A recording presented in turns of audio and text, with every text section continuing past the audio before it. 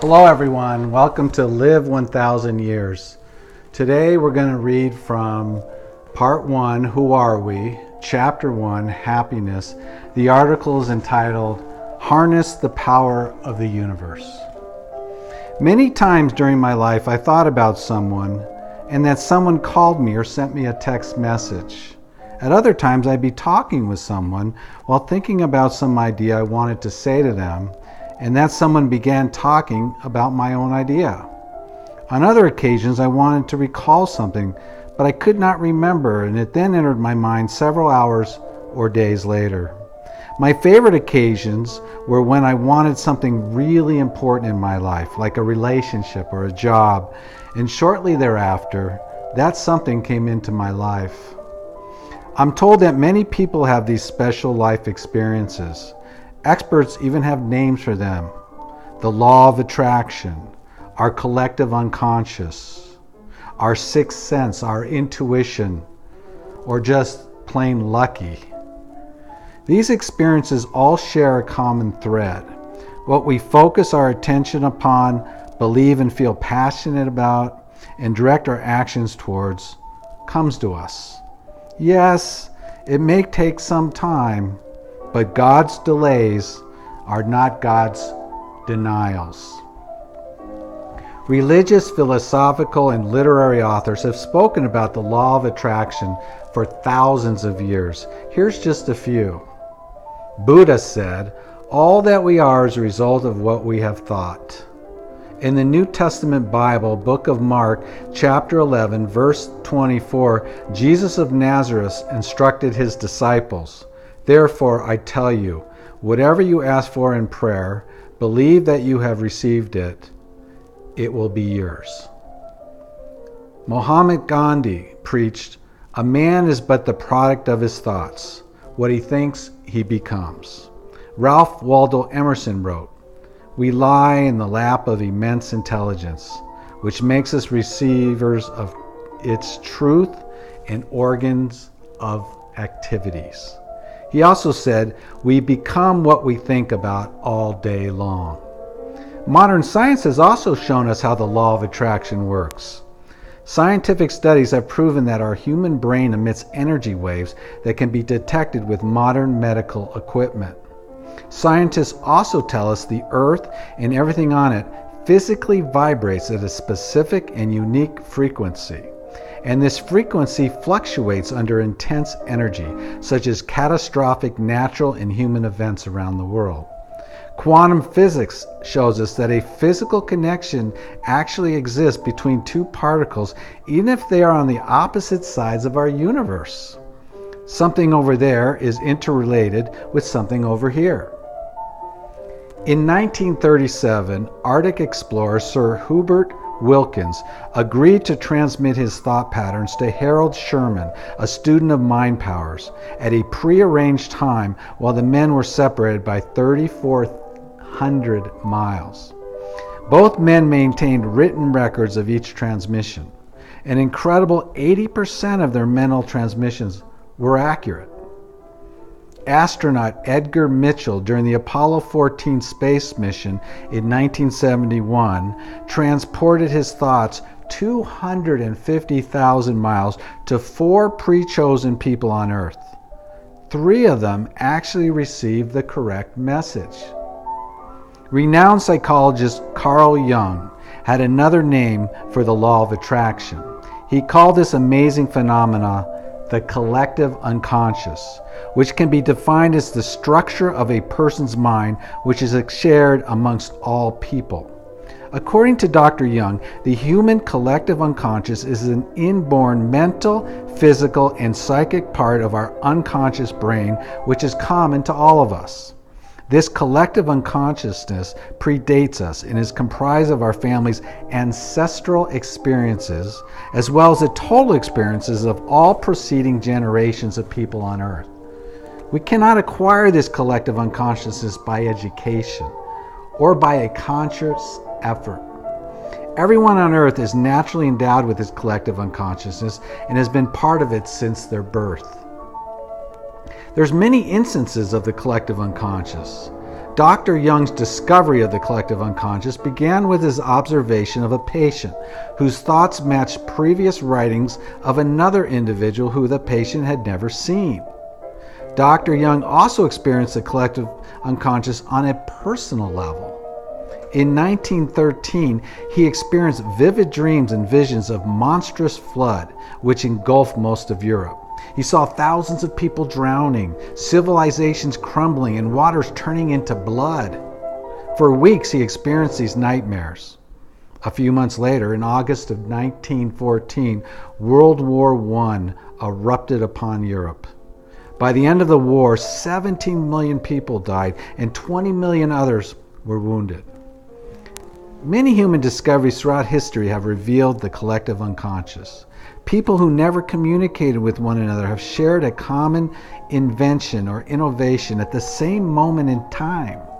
For example, during ancient times, people living in different parts of the world taught their children about a great flood that engulfed the earth and about a savior or Messiah who brought forth a new spring season after the cold of winter. Another example involves the Mayan and the Aztec civilizations of South America, who constructed pyramids nearly identical in time to the pyramids built by the ancient Egyptians in Egypt. By the 20th century, an incredible 148 major scientific breakthroughs had exposed the collective unconsciousness. Here are some examples. Mathematical calculus. Newton and Leibniz together at the same time. Law of conservation of energy, 4 people at the same time. Telescope, 9 people. Thermometer, 6 people. Evolution, Darwin and Wallace thought about it separately at the same time. Decimal fractions, 3 people. Sunspots, 4 people. Even the steamboat, 4 people had invented it at the same time. Cubism painting, Picasso and Braque. And finally, E equals MC squared. 3 people came up with it at the same time, all of them separated from each other, none of them knowing what the other was doing. So let's look closer at E equals MC squared for a moment. Scientists and scholars claim that the German and American scientist Albert Einstein did not arrive at E equals MC squared by some complex mathematical equations. Instead, they contend he just guessed it. In other words, he simply made it up. In fact, scientists and scholars attribute the discovery of this equation to 3 men. French genius Henri Poincaré in 1901, Fritz Hasenauer in 1904, and Albert Einstein in 1905 with the publication of his general theory of relativity. Another great example. In 1965, Paul McCartney of the Beatles rock and roll band wrote the song Yesterday. It became the most recorded song of all times. There's currently more than 4,000 recordings of it. McCartney reported that he composed the song while he was sleeping. He said the song came to him during a nighttime dream while he was staying at the Wimpole Street home of his girlfriend Jane Asher and her family. When he woke up in the morning, he hurried to a piano and played the entire song to make certain he would never forget it. Humans are not the only species to share a collective unconscious. Scientists have observed the collective unconscious with animals as well. During the 1950s, scientists observed adult monkeys who inhabited the island of Koshima. They were washing sweet potatoes. The adults would pass this skill on to their young. Well, soon thereafter, scientists observed the same identical behavior taking place on other surrounding islands with other monkeys who had never come into physical contact with the Koshima Island monkeys. My father once told me how the law of attraction and the collective unconscious came together in his own life. His work as an accountant sometimes required him to travel. Well, one day, while performing a business audit at an offshore company in the Cayman Islands, my father needed to drive from a business location to a bank. As my father rounded a large curve in a roadway, he said he suddenly observed a car rapidly approaching his car from the opposite direction in the very same lane. There was no time for evasive action, he said. My father said he uttered a prayer and waited for the collision. yet no collision occurred.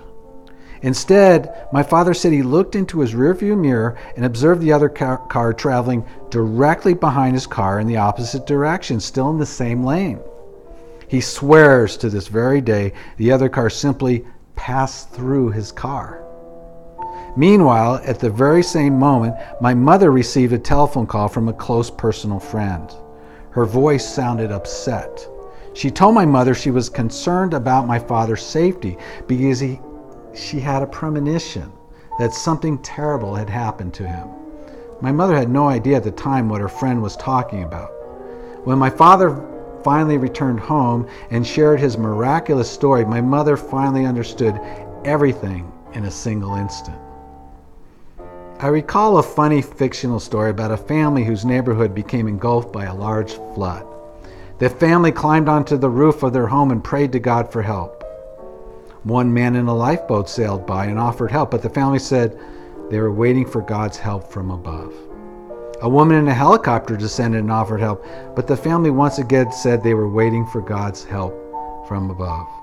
Shortly thereafter, the flood waters rose up above the roof and the family drowned. When they finally got to heaven, the father and mother asked God why he allowed them to drown. God responded, "I don't understand. I offered you a boat, but you refused my offer. I then brought you a helicopter, and once again you refused my offer. There's only so much I can do for you." By welcoming the law of attraction into our life, we can live happy, healthy, wealthy, and loving lifestyle. But how do we summon and harness this law of attraction? It's very simple. 3 steps. Step 1, determine exactly what you want. Number 2, believe passionately that you will get what you want. Number 3, take massive action to get what you want. That's all there is to it. Once we take these 3 simple steps, the total power of the universe will do the rest. The law of attraction will allow us and bring us exactly what we want. Best of all, it's absolutely free.